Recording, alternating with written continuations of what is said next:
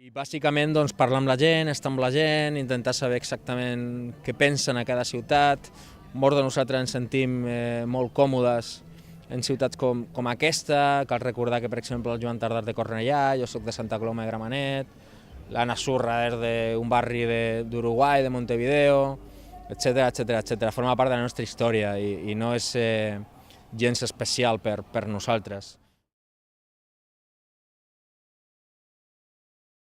Jo crec que Esquerra Republicana és molt present, ha de ser molt present als barris, a barris com aquest, on tenen històries que segurament comparteixen gent de tots els barris d'aquest país.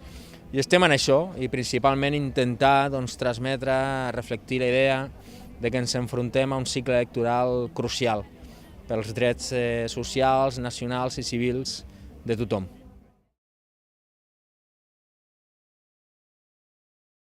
Bueno, jo crec que hi ha ciutats com Sabadell i Badalona que són el futur d'aquest país, coalicions d'esquerres, republicanes, independentistes, autodeterministes, en definitiva de canvi, que aglutinin els millors valors del republicanisme, tinguin la bandera que tinguin al balcó cadascú, i al final jo crec que l'èxit o el perquè de quedar segons o tercers a Santa Coloma, a Badalona, a Sabadell, a Terrassa, a Cornellà, a Hospitalet, és simplement presentar o oferir candidatures que sintetitzin la realitat del país en propostes electorals. Sí, al final forma part de l'ADN de molts de nosaltres i jo crec que és clau que ens entenguin a Osona i al Baix Llobregat, si no aquest país no es guanyarà.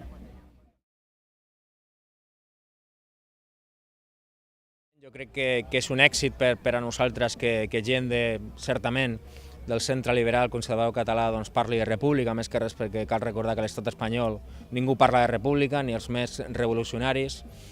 Això és un èxit per l'esquerra catalana.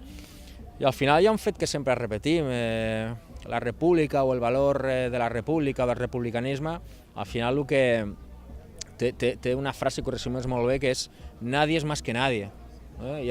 La sacrosanta Constitució espanyola sempre diu, o hi ha un article que diu que tothom és igual, i en canvi hi ha una família que pel seu cognom cobra 8 milions d'euros a l'any públics i que viu a un palau.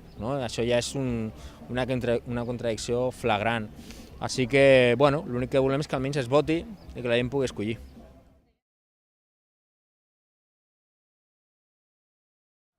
Home, jo crec que el futur de Catalunya no passa pel Congreso, òbviament, igual que no passa per Brussel·les, diguem-ne, tenen una importància molt i molt important, però passa per l'obediència a nosaltres mateixos, pel Parlament de Catalunya, per on està la sobirania del poble de Catalunya, en definitiva. Ara bé, si Esquerra Republicana, per exemple, és molt forta al Congreso en aquestes eleccions i no és pura demoscòpia, doncs podrem evitar un pacte, per exemple, PSOE i Ciutadans. Es podria evitar, molt nociu per tothom, sigui independentista o no sigui independentista, perquè al final el PSOE es deixarà arrossegar, que no li costa gaire, per polítiques neoliberals de Ciutadans. Jo crec que això, agradi més o agradi menys, és així, i nosaltres hem demostrat que som molt més que un partit o que un grup parlamentari en aquell congrés. Hem plantat cara a moltíssima gent i hem estat moltes vegades oposició, un grup parlamentari de 9 persones, doncs hem estat l'oposició real, quan segons qui molt revolucionari prometia assaltar los cielos.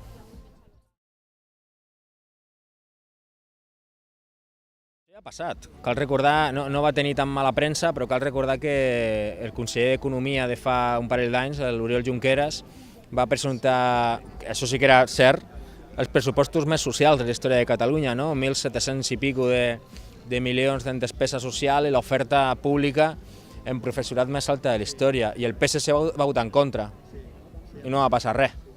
Nosaltres li vam votar al PSOE una moció de censura gratis, un techo de gasto gratis, tots els real decretos que ha presentat menys un de los fondos buitre, i aquí en aquest barri ho saben molt bé, i vam dir prou, més que res perquè havíem conformat, havíem demanat una mesa de diàleg i es van aixecar.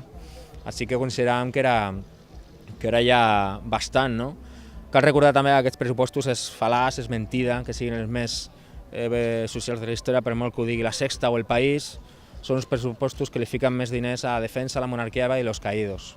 Havíem de dir que no.